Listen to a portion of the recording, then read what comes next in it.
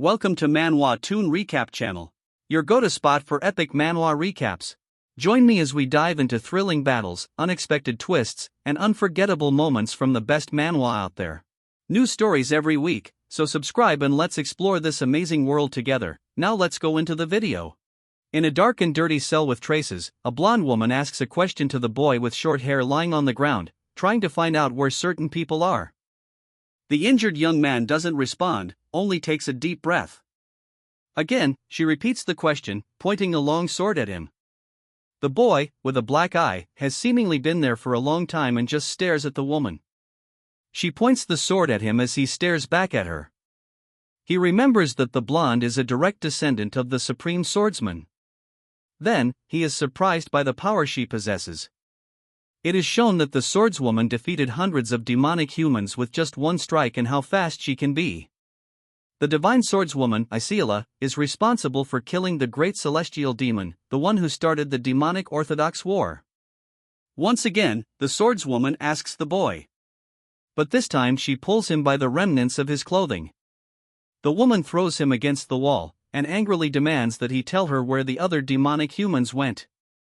Filled with anger, Isela wonders if the young man feels any guilt about something. With his purple eyes, he just looks at her, trying to say something. But apparently, his vocal cords are completely destroyed. And some kind of spell on his heart prevents him from speaking. With a few tears falling from her face, Isela makes it clear that this will be his last chance to answer. She makes clear to the boy that everyone there wants to see him dead. But if he helped, Isela would do everything to save him. With a trembling voice and already crying, she begs him to answer. In his mind, the cursed boy wonders why there is so much hatred. Is it because of the demonic demons that the blonde woman failed to capture? He remembers that her fiancé, the famous swordsman meteor, Zhang Xianyuan, was captured by the demonic humans and that she is after him. The boy with short hair laughs, looking at the swordswoman, finding it amusing that such a strong woman is crying over a man. Isela grabs him with brute force and throws him to the other side of the cell with all her strength. Falling on the ground, the woman shows regret for not having defeated him the first time they met. Isela cries, regretting not having defeated him sooner. He, lying powerless on the ground, starts thinking about when she believes was the first time they saw each other because it was probably different from what she imagines.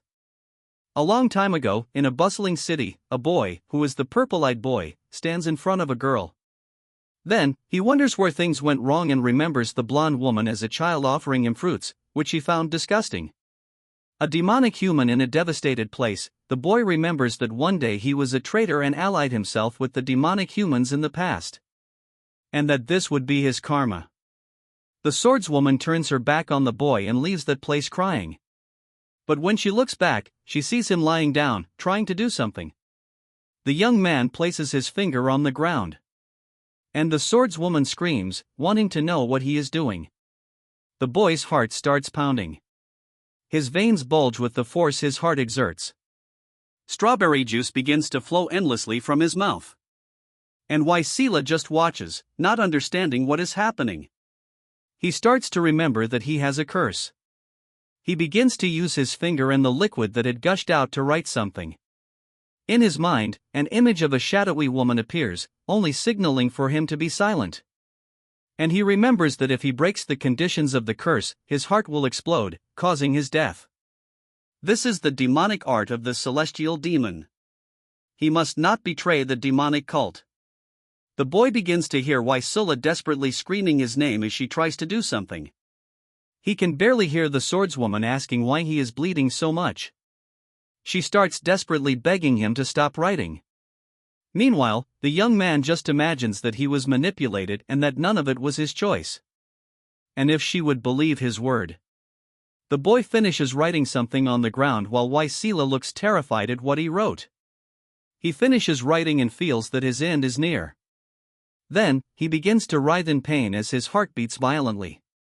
Gu Yongchun, with his heart on the verge of exploding and at the end of his life, wonders why he followed the path of the demonic humans. And one last memory comes to his mind, a night in a dark alley with a woman wearing a red dress. The woman in the red dress extends her arm to Gujang Chan, placing her hand on his face as he looks at her. His sister, smiling as she dies, leaves one final message for the boy, asking him to be happy. Seola screams his name desperately, trying to find out if he is alright. In his final glance, Yang Chun remembers his regrets and knows that each one of them shaped his life. In another place, a woman is sitting on the ground, surrounded by bones, with a green aura around her. Footsteps approach the woman who is sitting there. A man approaches her and stops right in front of her. The woman recognizes the man before her. She, with a wound on her eyes and smiling, apologizes to the man. The man is the same boy from the cell. And he just looks at the woman in silence, with an empty gaze. Seola cries out his name, trying to keep him alive for a little longer. Yang Chun, once again, recalls what he did in his life. On a rainy night, a woman extends her hand to Yang Chun and asks if he is crying. He replies by saying no, that it's just the rain. The white-haired woman, lying down with blood in her mouth, understands that he is not crying. Lying down, she wonders if there is a moon in the sky. And Yang Chun, looking at her, says there is. With her hand bleeding and still lying down, she is happy that the moon and Yang Chun are there with her. With a wound in her belly, the woman closes her eyes and dies in the rain. Seola is by his side, holding him as he lies there, nearly dead. Thus, he recalls his entire story. He was Gu Yongchun, from the Shanshur Gu clan. He was born into a renowned clan of the Orthodox faction and lived as an Orthodox martial artist before betraying his own clan and turning to the dark side. In his final breath of life, he continues to remember who he was and his story. The demonic cult lost the Great Demonic Orthodox War. And Gu Yongchun was tortured as a prisoner of war. And closing his eyes to finally die, a girl appears in his memories, holding a basket of potatoes and offering them to Yang Chun.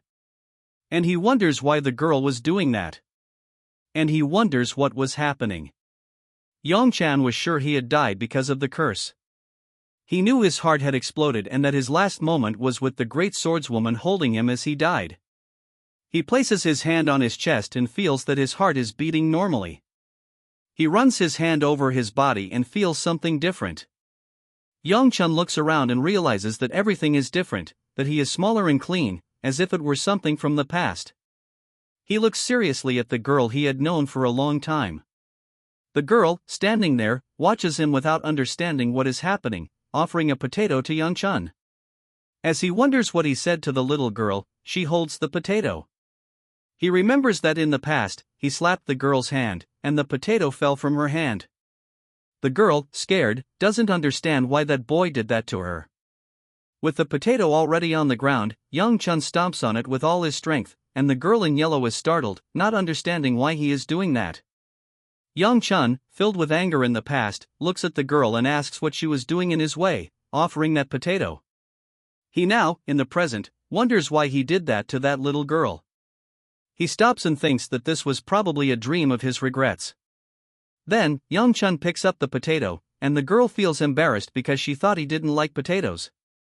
Yang Chun looks at the girl, smiling, and thanks her for the potato. He takes a big bite of the potato. As soon as he puts the potato in his mouth, he immediately spits it out because it was too hot, while the girl watches him. The girl starts laughing at Yang Chun because his face turned red after eating the scalding potato. While Yang Chun sticks out his tongue to ease the pain, a man appears behind him, shouting for his master. The man in red had been looking for Yang Chun and asked why he had disappeared. Yang Chun remembers that this man was his bodyguard and his name was Myasin. The man looks relieved at the small Yang Chun, thinking that something might have happened to him. As Myasin watches Yang Chun and the girl with a happy expression, he realizes that the young boy had burned his tongue with a hot potato. Immediately, the bodyguard gets angry at the situation and threatens to draw his sword at the girl, but Yang Chun says it's okay. Yang Chun looks at the bodyguard and asks for the cookie he has in his pocket. Nyo-sun hands his last cookie to Yang Chun. Yang Chun hands the cookie he had received to the girl. And the young girl is impressed by the gesture. Not only she, but also his bodyguard, who had never seen the boy do that. He rubs the back of his head, embarrassed, saying that it was the only thing he could give her after that delicious potato. The little girl is amazed by his gesture and can't wait to eat the cookie. She starts salivating a lot, as it would be the first time she would eat something like that. The girl looks behind her, as the two watch what is happening. An old man runs worriedly toward the little girl through the crowd. She hugs the old man, who is apparently her grandfather, and he thanks her for being alive. The old man, relieved, tells his granddaughter that she must not let go of his hand for any reason. The girl, relieved, smiles at her grandfather, happy that she managed to get the potatoes. The grandfather asks if anything happened to the young girl and begins examining her to see if she has any injuries. Suddenly, Yun Chun, with a startled expression, seems to recognize who that old man with the little girl in the yellow dress is. The girl in the yellow dress points to Yun Chun, making it clear to her grandfather that she had given one of her potatoes to him. The grandfather looks at him. The old man seems to recognize who he is. He then grabs her hand firmly and starts pulling her to his side. Soon, he bends down and begins to bow to Yang Chun, apologizing and saying that his granddaughter had made a great mistake. Yang Chun reassures the old man, saying he was very grateful for his granddaughter's kindness. He claps his hands in a gesture of respect to the elder, thanking him for the potatoes, which had been of great help. And he continues to offer the cookie as a form of gratitude. The elder looks at the cookie with a worried expression, not responding to Yang Chun. When the elder begins to speak, his granddaughter interrupts him desperately, saying she accepts the cookie. Soon, she stretches out her arm to grab the cookie eagerly. Before she could even grab the cookie, her grandfather holds her by the waist and runs off with the girl in his arms, while she cries for the cookie. As the old man runs, Yang Chen shouts for him to wait. But the elder looks back, very scared of what might happen to his granddaughter. Yang Chen manages to catch up with him, and hands the small girl the cookie she so desperately wanted. The girl looks at the cookie with great joy, but her grandfather remains worried about what's happening. While the elder observes the two, he wonders who that child was who gave the cookie to his granddaughter. Looking at the boy, the elder starts thinking that his granddaughter had met an important person. So, he bows again while his granddaughter says goodbye to Yang Chun. Soon after, they leave. Yang Chun and his bodyguard watch the two with happy expressions. Suddenly, Yang Chun begins to feel discomfort in his head. And Myasin notices that something strange is happening to his master. He starts to remember something about that old man. The elder, surrounded by people bowing to him at his altar, is the same man who recently held the position of leader of the Murim Alliance. And that elder was one of the 3 supreme leaders of that sect. Along with 2 others, the elder was considered one of the strongest in Murim. Yang Chun remembered the old man in his mind and knew that he was the Grand Supreme Sword and grandfather of the girl named Asiela. And the elder's name was Hai Hyagun. Looking at the Grand Supreme Sword, Yang Chun wondered why he was in a place like that. Even knowing this could be a dream, he watches the Grand Supreme Sword scolding his granddaughter, thankful that she was alive after the situation. When he looks at the young girl ahead, he notices that she is raising her hand to him, waving. Yang Chun smiles at her as he watches her leave. In the midst of the crowd, the two are separated, and his bodyguard reminds him that they need to return. Yang Chun feels that he has no more regrets and that it's time to move on. The young Yun Chun arrives at a large house with his bodyguard. He looks at the enormous house, confused about what is happening. Worried in front of that house, he starts to wonder why the dream hasn't ended. He remembers a shadowy woman on her throne, who seemed to control the curse before her death. Yun Chun begins to reason as he thinks about that woman. And perhaps he believes it is related to the celestial demon's curse. Suddenly, a woman with her hair tied up approaches the bodyguard, who bows to her, while Yun Chun just watches, trying to figure out who this woman is. The woman is surprised that Yang Chun has returned instead of fleeing. Right behind her, there is a crowd watching them. Yang Chun looks at the woman with an uncomfortable expression, trying to recall if she is his older sister, as she looks at him with a happy gaze. But he knew she despised him greatly. He thinks that all those people are there for one reason: they are waiting for the clan leader to arrive. As the two look at the sister, she asks what he's up to this time. His sister approaches, places her hand on his shoulder, and makes it clear that he should stop whatever he is thinking of doing at that moment and leave. Yang Chun quickly removes her hand from his shoulder, while the bodyguard looks frightened at the two and says he should be there only because it was ordered. Young Chun then looks at his sister, apologizing for what happened and saying that he will also apologize to the clan leader. The sister glares furiously at Young Chun, while his bodyguard watches, not understanding why he would do that. His sister, enraged, yells his name. A massive red energy bursts from her body. With such energy, she creates a hole in the ground and starts walking toward her brother. Everyone around, frightened, seems to know what's about to happen. With a look of hatred, the girl wonders what her brother is planning and warns that if he doesn't stop, she will get very angry. Cursing her brother, Young Chun pleads for his sister to calm down. He notices that his father, the clan leader, is approaching. A horse looks toward the house and keeps trotting. Thus, a towering man arrives on his strong horse. The clan leader looks at his children with a sovereign gaze and asks why there is so much confusion. Everyone there immediately bows to the clan leader. The clan leader simply looks silently at everyone, especially his children. The young Chun looks at the clan leader, frightened, waiting for him to say something. He just keeps staring at his son with an austere expression. The leader glances to the side and calls his minister. Dismounting from his horse, he asks the minister if a unit of swordsmen is being prepared now. And soon the minister responds that the 4th unit is ready. Turning his back to his children, the leader orders the minister to have the 4th unit meet him. Young Chun, still wondering if this is a dream, notices that his father's presence is more powerful than ever. Looking back, the clan leader calls the young Chun to his room as soon as he finishes eating. Young Chun is startled by the command and asks Muyasan if he has any medicine for indigestion. At night, in a large house with the lights on, in a room with many dining tables and servants serving dinner, Young Chun, with dinner in front of him, remembers that the setting and food are still the same as always. Still anxious about his father's request, Young Chun can't eat properly. He feels uncomfortable about being called separately, and imagines it would be nice if someone could change the dining room atmosphere. The clan leader calls his second daughter, Yanchun's sister, and asks her about her achievements in martial arts. The second daughter is happy with her father's recognition and confirms her accomplishment, stating she has become a 3-star martial artist. She gratefully thanks him when her father says that she is advanced for her age and should continue that way. Yan Chun is impressed by the fact that his sister is already a 3-star at such a young age and thinks it's a gift.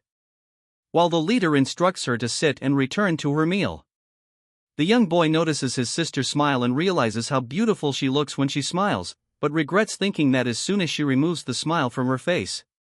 The leader calls Young Chun, and he is startled. He says he heard that the boy went out into the streets. And Young Chun defends himself by saying that he had something to do. Then his father says nothing but murmurs and gets up from the table in the middle of dinner, telling the children to finish their meal because he will be leaving soon. Young Chun doesn't understand, as he thought the man was going to say something more to him. The boy thinks about how the leader wanted to see him after the meal and imagines that he will talk about it before he leaves. A servant approaches Young Chun and whispers in his ear that the leader asked him to rest that night so he could go to his room the next day, which left the child even more confused. He wonders about the reason for this change. At the window of his room at night, Young Chun becomes thoughtful. He thinks that this isn't a dream, as he hasn't woken up yet, and wonders if what's happening is the regression he's heard about. The boy raises his hand and punches the window ledge. He imagines that all of this might mean he'll be able to kill the celestial demon first, but then quickly dismisses it as a ridiculous thought that could be discarded in an instant. He envisions himself on a mountain, exuding a purple aura, and remembers that the celestial demon killed the 3 supremes, who stand above the heavens, and that he couldn't defeat him. With an image of his adult self in his mind, he reflects on his past life, when he was a condemned demonic human living under the celestial demon's rule just to survive. He realizes he has many regrets. Imagining his hand covered in blood, he understands that his past life, full of regrets, helped him to realize many things. With the image of blood dripping from his hand, he thinks that if he has truly been reborn, he wants to live a different life. Young Chun decides to choose a peaceful life while he still can, since Yseola will kill the celestial demon. And with that, the demonic cult will disappear. With anger and determination, he decides he cannot miss this chance to change his life and that he won't repeat the same mistakes he made before. So, Young Chun decides to take action. With courage, he releases all his strength from his body, forming a yellowish sphere of fire. In the end, he feels frustrated with the amount of power he managed to gather. Even searching for strength throughout his body, that small sphere was all he could find. With the image of his sister in his mind, he realizes how pathetic his inner energy is compared to hers, who, despite being only a year older, is already a 3-star. Although he knows there's not much he can do about it. With his eyes closed and focused, Yang Chun trains the cultivation technique that is passed down only to the Gu clan lineage. This art, called the Gu wheel, he practices carefully with his eyes closed, holding the energy sphere in his hands. His plan is to cultivate energy slowly, like a flower, so that when he becomes a 4-star, he will be able to emit inner energy, imagining his sister and his father. And when he becomes a 7-star, he intends to be able to envelop that energy around his body. Comparing himself to his sister, disappointed, he realizes that, for now, he's still only a 1-star. Frustrated and with sweat dripping down his face, his current plan is to gather inner energy as quickly as possible to become a 2-star. Still training with concentration, he rejects the possibility of living by using borrowed power from demonic humans, determined to live differently from his past life. His body begins to emit inner energy. He remains highly focused on his training, trying to expand his strength with the energy sphere in his hands. He notices a problem with his attempt. The energy dissipates suddenly, and he looks surprised. Yang Chun lies down on the ground, exhausted. And realizes that if he tries more, he could end up dying. He sighs, tired, and thinks that with his current abilities, it's not easy to use inner energy, and that if he continues, he might suffer an energy divergence. With a smile on his face, he is satisfied because, despite everything, he managed to achieve results. In his mind, he imagines the energy sphere surrounded by fire. The boy excitedly declares that he's become a 2-star and that he will keep going. Seen from outside his window, with sparks flying from his hand, he declares, 1 step at a time. He assures himself that, to live a different life from the last one, he will not do anything that negatively interferes with his past. A brownish bird sings from the top of a branch. With sweat on his face, he sighs in exhaustion. Still lying in his room, he tries to understand why his whole body aches so much from just making a small effort. Getting up from bed and putting on his red clothes, he decides that it's his fault for not having trained until now, and that he has a long way to go. Already reaching out to open the door and leave his room, he declares that, in the afternoon, he will go to the clan leader's room and wonders if, until then, he should train. As he steps out, he comes across a girl with long dark hair sitting on the ground. The girl greets him as if she has seen him before. An image of a galaxy with stars and a bright light appears, while people question a man who is staring at the sky. The man states that something strange in the sky is not a star and wonders if it was there before. The bright light becomes a larger crack and the sky opens.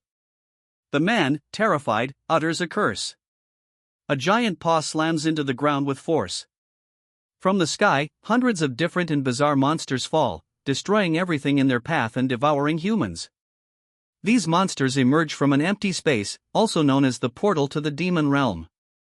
Injured men, surrounded by dead creatures and gathered to form a single group capable of fighting against these monsters, were known as sword units. Each sect needed a sword unit, and some fighters in red clothing were examples from the Gu clan, which had 5 sword units. The eldest sister of the Gu clan, Gu Weibai, was the commander of the 5th unit. A memory where Gu Weibai has her hand stretched over Yangchuan's head and a sword in the other shows that the boy spent half of his life under her command. Another memory of his older sister dragging him by his hair shows how Yang Chun formerly met Waisola. Looking at the girl from the potato incident, he remembers that this meeting should have happened 6 months after the first. But now Yang Chun looks at the girl on the ground, outside his room, in a yellow outfit, greeting him. He just watches her, motionless, without saying anything. He turns his back to the girl, going back into his room, thinking that he didn't sleep much the night before and must be seeing things, while the girl remains on the ground. She then suddenly grabs the back of his clothes, asking him to wait. He stops before entering and turns to look at her. Still sitting on the ground, the girl greets him again, trying to explain her presence in that place. However, she is abruptly interrupted by a third hand, which removes hers from the boy's clothes. The hand belongs to the girl's grandfather, who tries to explain to her not to treat the young master like that again. Young Chun, surprised, wonders what the elder just said. Meanwhile, with the girl kneeling in front of the boy, her grandfather tells her to apologize, and so, she does. Young Chun remains very confused and wonders what is happening. The elder, the girl's grandfather, then bows, leaving the boy even more puzzled. The old man introduces himself and declares that, from now on, he will serve Young Chun under the orders of the clan leader, assuring that even though he is old, he will do his best. Young Chun, shocked by the name he was given, wonders why there is a difference between what was once Wai Hai Gun and is now Wai Mun. The girl, still kneeling on the ground, introduces herself as Wa Seo La and adds that she will assist her grandfather. With a frightened expression, the boy wonders if they really are going to serve him. After calming down and taking a deep breath, still without saying anything, he thinks to himself that his father must have given the orders personally. As he introduces himself to the new servants, Young Chun reflects that he has already started this life on the wrong foot. Someone sweeps the floor with a straw broom. Young Chun, sitting on the ground with a bored expression, asks this person if the broom is real. The old elder stops what he's doing, looks back at the boy, smiles, and nods affirmatively. Young Chun, frustrated, questions whether this situation is right. Anxious, he looks to his side and sees a pile of clothes. Ciela walks while struggling to carry the pile of clothes between two other servants, who warn her about the danger of carrying all the clothes without help. Even with difficulty, and with the servants insisting on helping, Ciela persists in carrying everything alone. Suddenly, not seeing a stone in her path, the girl trips and drops everything she was carrying. She falls head first to the ground and groans in pain, with clothes flying around her. From afar, the old man and the boy watch Ciela's fall. While she remains lying down, and a bucket falls in her direction. The bucket hits her head, and everyone watching feels embarrassed. The girl groans in frustration again. Young Chun wonders, while watching the scene of the girl being helped up by the servants, how she can be so clumsy. He questions how she can be so accident-prone when she's supposed to have martial arts talent, while the girl still struggles to get up from the ground and remove the bucket from her head.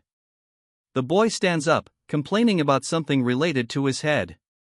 Ciela quickly gets up, and one of the maids asks where she's going. The girl stands in front of the boy with a tearful expression, still with the bucket on her head and the clothes in her arms. The boy is confused by her presence. He tells the girl to finish what she was doing before she fell. And she responds that she was told to follow him wherever he goes. The boy, curious, wants to know who sent her. Angry, with tears in her eyes, she says it was the old man who sent her. The boy, then impressed, realizes that Ciela is his direct servant. She's still with the bucket on her head but now determined, while Young Chun understands that they only gave her this task so the others wouldn't have to deal with him. As the girl tries to step up onto a ledge, the boy continues wondering if it's right that she was chosen, considering he is the son of a great clan. Ciela approaches the young boy and adjusts his clothes while he thinks that she isn't that bad at what she does, but being a supreme swordswoman is a lot of pressure. The girl, very dazzling, finishes adjusting the boy's clothes. However, the outfit ends up all crooked and messy. Frustrated, he fixes his clothes and wonders if his father really knows the servants he hired. While the girl looks disappointed with the result. Putting on his shoes, he remembers that he needs to go to his father's room to learn more about the servants. From a higher view of the courtyard, the boy walks with the girl following him, and he wonders what's going on. The girl runs after him, asking him to wait. Yun Chun turns and orders the girl to stay where she is and finish her tasks before following him. The girl looks down sadly, with tears in her eyes, and just nods. The grandfather observes the entire scene from a distance, without saying a word. Young Chun just looks at the girl. He turns and leaves. And when he looks back, he reiterates that the girl should finish learning how to do her job. The girl just stays where she is, looking down with a crying expression. Before leaving, already outside the gate, the boy calls her. He promises to bring her a treat if she does her best at work. He closes the door and leaves. The girl, who was previously sad, now becomes extremely excited. The grandfather just watches the happy girl, knowing she will get a treat. With a sunny sky outside, the boy thinks about how frightening all of this is. Standing in front of his father's room door, he realizes that in his previous life, they were never that close and that he doesn't know what to do when he enters the presence of the clan leader. Deep in thought, he decides to listen first to what his father has to say and then ask him why Ciela and the elder Hyagun are in his quarters as servants. Suddenly, his father appears behind the boy, startling him as he asks what he was doing standing outside.